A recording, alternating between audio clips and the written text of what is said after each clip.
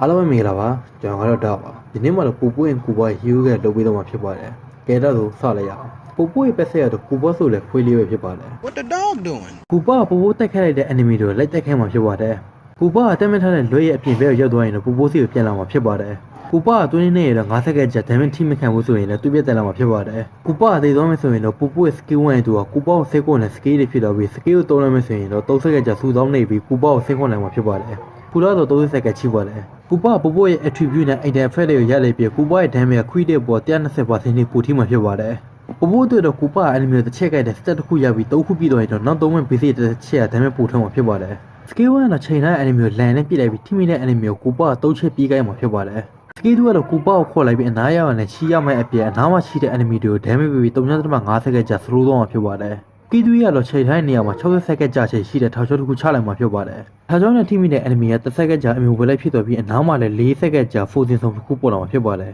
forcing ဆုံးထဲမှာရှိတဲ့ enemy တွေရဲ့ movement speed ကို20%ချွတ်ချလိုက်မှာဖြစ်ပါတယ်ထောက်ချောကတော့အများဆုံး3ခုထိချလို့ရပြီး4ခုမြောက်ချရင်တော့ပထမဆုံးတစ်ခုကပျောက်သွားပါလိမ့်မယ်အဒီမဲ့တော့ကူပါ12စက္ကန့်ကြာ alpha wolf ပေါ်ပြောတော့ပြီး skill 1 2ကလည်း enhance skill တွေဖြစ်သွားတဲ့အပြင် movement speed နဲ့ attack speed ပါတိုးသွားမှာဖြစ်ပါတယ်ကူပါရဲ့ alpha wolf ဖောင်မှာတော့ max HP တိုးသွားရင်ပြီးသွေးချော့နေလည်းချင်းချင်းပြတ်ပြီးတော့မှာဖြစ်ပါတယ်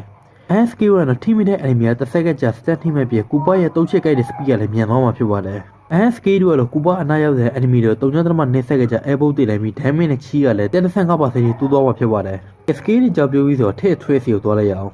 ကူပါရှိမှအစီအပြေတာကြောင့်မလို့ကူပါမတည့်ကိုထိတ်ကစားဖို့လုပ်ပါတယ်Skill 1 enemy ပြတာဝါတွေကိုပါချိန်လို့ရပါတယ်။ Skill 2ကိုကူပတ်သိခါနီးအချိန်နဲ့ enemy ရောက်လာတဲ့အချိန်မှာပဲသုံးသင့်ပါတယ်။ Skill 2ရဲ့ထောက်ချောက်ကဘေးရှင်ပြပေးတာကြောင့်ခြုံထဲမှာထားပြီးဘေးရှင်ပြလို့ရတော့ enemy ကလာခဲ့တဲ့အချိန်ရရင်လည်းကိုယ်နားမှာထားပြီးတော့ enemy ကို control ပေးလို့ရပါတယ်။အတိမဲကိုကူပတ်ကိုကယ်ဖို့3တာထက် enemy နဲ့တိုက်ခဲ့တဲ့အချိန်ကြောင့်မှ3တာပိုကောင်းပါတယ်။ကဲထည့်ထွင်ကြောင်းပြောပြီးဆိုတော့ item နဲ့ ability စစ်သွားလိုက်အောင်။ item တော့ဒီ item နဲ့ကစားတာပိုကောင်းပါတယ်။ ability တော့ဒီ item နဲ့ကစားတာပိုကောင်းပါတယ်။ ဘယ်စပယ်ကတော့ပူပွင့်ကူပေါဟိုက်ပါဆော့များလာကြမလို့လူဒီဖျူးရှင်းနဲ့ပဲကစားတာပိုကောင်းပါတယ်ကဲဒီဗီဒီယိုလေးကတော့ပါပဲကြည့်ရှုပေးတဲ့ကျေးဇူးတင်ပါတယ်နောက်ဗီဒီယိုကြောင့်ပြန်တွေ့ကြမယ်ကောင်းသောနေ့လေးပဲဆန်နေကြပါစေ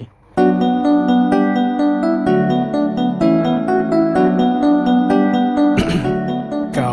Not a line to say today, yeah, yeah.